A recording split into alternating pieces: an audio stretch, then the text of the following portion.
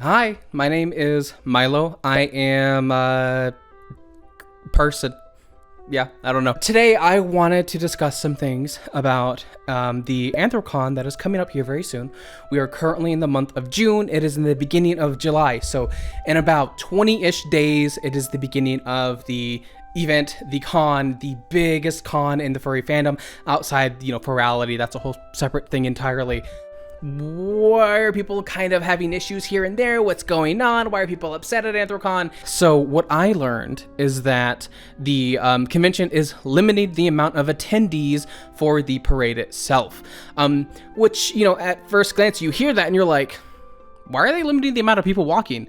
And then you realize, oh, this fursuit walk parade has been referred to as like the March of Death or the Walk of Death because it is such a long parade.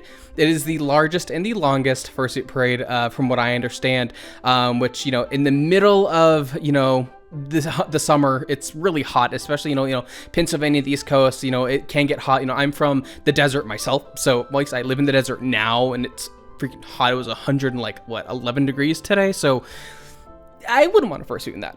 But I, of course, with the temperatures, on the rise across, the United States, being in full fursuit at the parade can, of course, be a safety concern. I totally understand. I totally agree with it.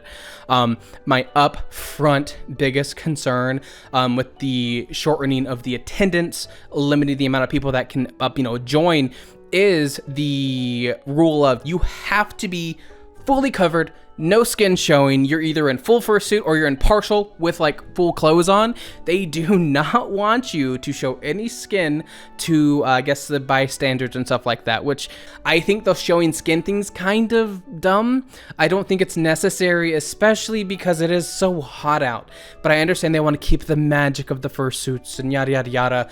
And a lot of people had these concerns that if you are not, it just kind of like, a lot of people, I am rambling. I'm so sorry. A lot of people had this kind of a concern of, oh, you're really just like setting into stone. Furry is pay to win, which is such a weird thing to hear, but it makes sense. So basically people who can afford these full-on suits and stuff like that are the ones attending, not the people who can't necessarily afford them. And of course, there is going to be an appearance aspect. So if you handmade your own fursuit, your own partial, and it doesn't meet the standards or it doesn't look good enough, there is a chance that they will deny you because you have to apply to walk, which is a concern. I don't feel there should be an application process. I feel like if you meet the standards of the dress code, if you will, you should be allowed to participate. I feel like, because the furry fandom is entirely creative, hence my name, Milo the Creative. I love creating things. So let's say if I were to make a fursuit and it's not perfect, it's not amazing, but I was to be told it's not good enough to be in the parade, that really sucks. Like I would probably cry. I'm not gonna lie, because I'm like, I worked so hard to make this, and nope, not allowed.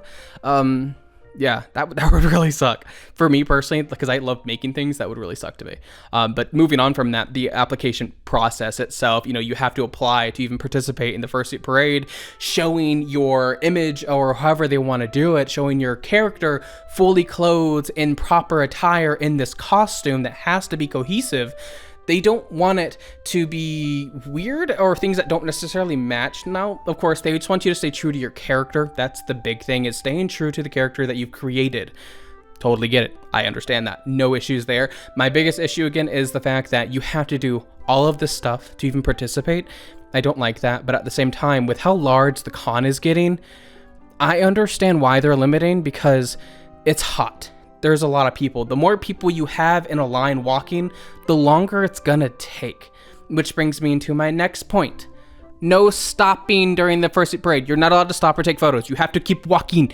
Go. So basically, they don't want you taking photos. They don't want you stopping. You have to keep going.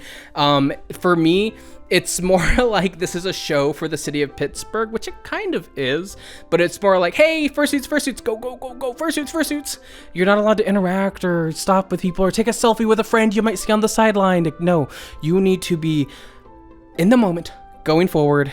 That is it. Do not stop, which again makes sense because you don't want to slow down the line process. You could cause a jam, like, when you're driving in traffic. Someone hits brakes and it creates a wave of traffic hitting brakes and it's a mess on the freeway.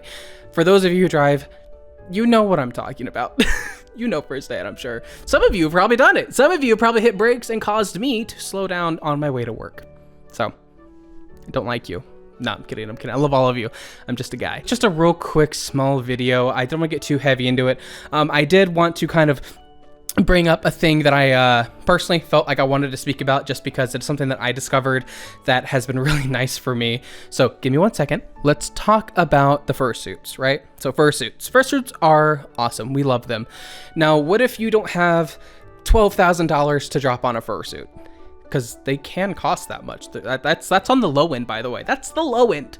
So if you have maybe a couple $100 and you just want to fursuit and really experience it, to feel that ambiguity,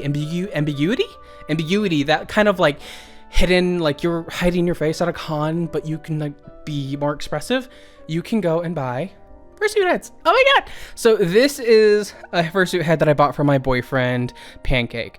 This is what I like to call a copy-paste fursuit head. So there is a creator out there known as One and Only Costumes, who I bought this from. I actually ordered another one that's on its way. So this here is just a pre-made, it's a copy-paste. There are others out there in the world that look exactly like this, but this one is just because I wanted my boyfriend to kind of feel that joy of being able to be active and run around without showing his face to public, because he is kind of concerned about that, and I totally understand, even myself to some extent. So I also bought myself one that was before I went on my journey to create a fursuit, which I will grab my boy here in just a minute. But in the meantime, this is a really cute fursuit head. It's well made too. It's super squishy. It's crazy light. I definitely recommend, if you haven't already, check out One and Only Costumes on Etsy. He does a really good job. Good quality stuff. It comes really quick, but again, the only con you're kind of getting from it is that this is not a custom. There are other people who have this exact kind of fursuit elsewhere in the world, but it's a really good cheap alternative, only being between 400 to 600 plus, depending on what you're getting. Of course, shipping and stuff is involved. So I would say you're looking at an average of 600, which is still better than that 1200 custom.